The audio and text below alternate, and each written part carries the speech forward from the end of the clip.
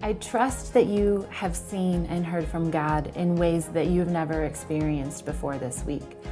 I challenge you to hold on to that and remember that as you begin to travel back home. I shared with you at the beginning of the week how child sponsorship has changed my life. If you found yourself being called to that this week, would you please find one of us? We will be certain to hook you up with a child and allow you the opportunity to begin building a relationship with that house and the children in it. Today, I specifically would like to talk to you about our Hope sponsorship, though. As you've been here, you have an understanding of what it takes to keep this place running.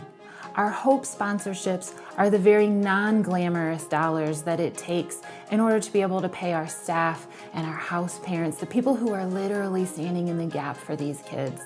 It's what pays our electricity and our propane. Imagine your household costs times 9. It's what allows us to buy the food necessary to pay for the 600 meals we have to prepare every single month. These very non-glamorous dollars are the core of what we do here at Casa Bernabé. And I ask you, even now as you're preparing to leave, will you continue to partner with us in this way?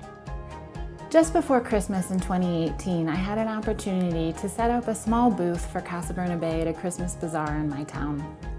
We were given an opportunity to share our heart for Casa Bernabé, as well as sell some t-shirts and some things that we had brought back from one of our trips to Antigua.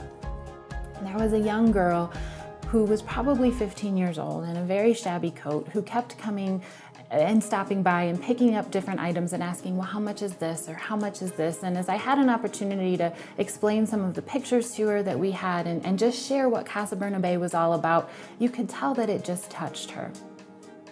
And she finally wandered back over and she held out her hand to me and she said, I'd like to give you this. It's all that I have, but I want it to go to Casa Bernabé. And in her hand were 4 quarters.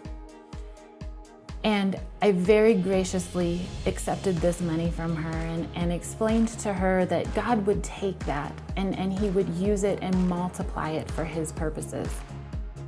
And over the coming days, I continued to think about this young girl and her sacrifice of all that she had, even though it was only 4 quarters. And I shared this story on our social media. And within 2 days, we had raised $1,600 because of this young girl.